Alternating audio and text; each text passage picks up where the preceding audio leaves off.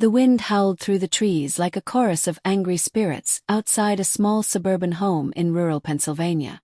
It was the kind of night that made your skin crawl, cold, dark, and eerily silent aside from the creaking floorboards and the occasional scratching sound that came from behind the walls. Inside that home, a woman named Hannah Stevens sat curled on the couch, scrolling mindlessly through her phone. She had just stumbled upon a channel labeled True Terror Files, a collection of allegedly real disturbing horror stories submitted by viewers. She clicked on a video titled, Very Disturbing Horror Story Compilation. Her finger hovered over the screen for a moment before she tapped play. What followed would change her life forever. Each story was more chilling than the last, and some would hit far too close to home. Story 1. The Mirror in Room 209. The first tale came from a college student named Kevin Miller, who had taken a solo trip across the country the summer before his senior year. He stopped at a rundown motel in Arizona late one night, exhausted after driving 12 straight hours. Room 209. It looked like every horror movie motel room. Peeling wallpaper. Buzzing light bulb in the bathroom. A stain on the carpet no one had bothered to clean. But Kevin was too tired to care. He tossed his duffel bag on the bed, brushed his teeth, and collapsed onto the lumpy mattress. That night something was off. Every time he looked in the bathroom mirror, he could swear he saw something behind him. Tall figure. No face. Just a silhouette that vanished the moment he turned around. At 3:12 a.m., Kevin woke to the sound of someone whispering his name. Kevin. It wasn't loud. It wasn't angry. It was soft and coaxing, like a mother calling her child to bed. But Kevin was alone. He checked the door locked. The window shut tight. Then he looked in the mirror again. This time he didn't turn around. He watched the figure approach, its head tilting as if studying him. It raised one long, spindly arm and pointed directly at him through the reflection. Kevin screamed and threw a towel over the mirror, then left the room without taking his things. He slept in his car that night and left the motel at dawn. Weeks later, he read in the news that the motel had been condemned. Police discovered a hidden room behind the bathroom of room 209, filled with mannequins, bones, and a journal from a man who had lived there in secret for over a decade. He had never checked out. Story 2. The Crawl Space. The next story came from a married couple, Tina and Michael Granger, who had recently bought an older farmhouse in Ohio. It had charm, history, and plenty of space for their 2 kids. But it also had a locked door beneath the stairs that neither the previous owners nor the realtor had mentioned. Michael, curious and a bit of a handyman, eventually pried it open. Behind it was a narrow crawl space that snaked around the house like a labyrinth. Oddly enough, it smelled like wet earth and something rotting. They thought nothing of it at first, just old house quirks. Then their son Jamie started talking to someone named the Dirt Man. He comes out at night, Jamie would whisper. He watches us through the floor. They dismissed it as imagination. Until one night, they heard something crawling beneath their bed. Michael grabbed a flashlight and rushed to the crawlspace entrance. What he saw haunts him to this day. A pale, thin man moving like a spider through the dirt. His eyes wide and white, fingers too long for any human. He didn't attack. He just stared, then slithered back into the earth. The Grangers moved out that weekend. The new buyers tore up the floors for renovations.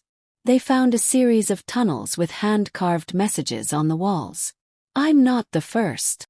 Don't feed him. He listens when you breathe. Story 3. The Babysitter's Last Shift. Madison Clark was 16 when she got a job babysitting for a family in suburban Wisconsin. The parents, Mr. and Mrs. Jennings, were pleasant. The kids, Noah and Gracie, were adorable and well-behaved. It should have been the easiest gig of her life. But one night, after putting the children to bed, Madison received a call from the house's landline. When she answered, no one was there. She hung up confused. Moments later, the phone rang again. This time a male voice whispered, "You left the basement light on." The Jennings had told her not to go into the basement. Terrified, she checked the basement door. It was closed. She called the parents, but their phones went to voicemail. Panicked, she checked on the kids.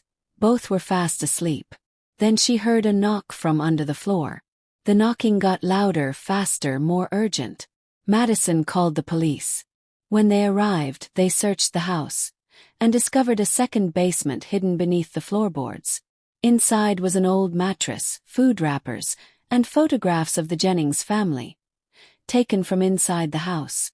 Someone had been living beneath them for weeks. They never found him. Story 4. The Thing in the Woods. Zachary Green had always loved hiking. Nature was his escape, his reset button. So when he took a solo camping trip to the Black Hills of South Dakota, he expected peace. Instead, he found something that still follows him. On the third night, as he sat by the fire, he heard footsteps in the woods. Not animals, not birds. These were heavy, deliberate, and always just out of view. Every time he called out, the noise would stop, then resume from a different direction. At 2 a.m., he awoke to the sound of laughter outside his tent. Childlike, giddy, he peeked outside. No one there. But the laughter continued.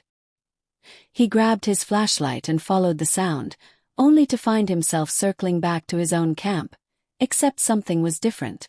His tent was gone. In its place was a small handmade doll that looked just like him.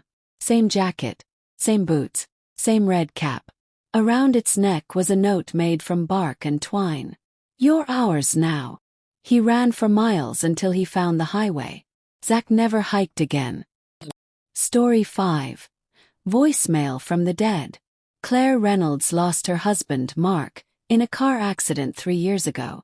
They had been high school sweethearts, married for nearly a decade. After his death, Claire felt like a ghost herself. Then the voicemails started. First they were static-filled, just white noise. But slowly, she began to hear Mark's voice. "Claire, I'm cold." She thought she was losing her mind. Her therapist said it was part of the grieving process. Her phone provider couldn't trace the calls. But the messages continued. One even included details no one else could know, about the necklace Mark gave her on their 3rd anniversary, which she had buried with him. The final voicemail chilled her to the bone. "You should have come with me." That night, Claire's bedroom mirror cracked from the inside. She moved out of the house the next morning. Hannah's hands were trembling as the video played its final seconds. The host ended with a quiet warning. "If you've ever seen a shadow out of place or heard your name when no one was around, don't ignore it." The screen faded to black. Then her phone rang. It was an unknown number. Against her better judgment, she answered. No one spoke, just breathing. Then a whisper. "You're next." Hannah dropped the phone. Her heart thundered in her chest. She raced to turn on every light in the house, checking every room, every closet, every corner. She slept,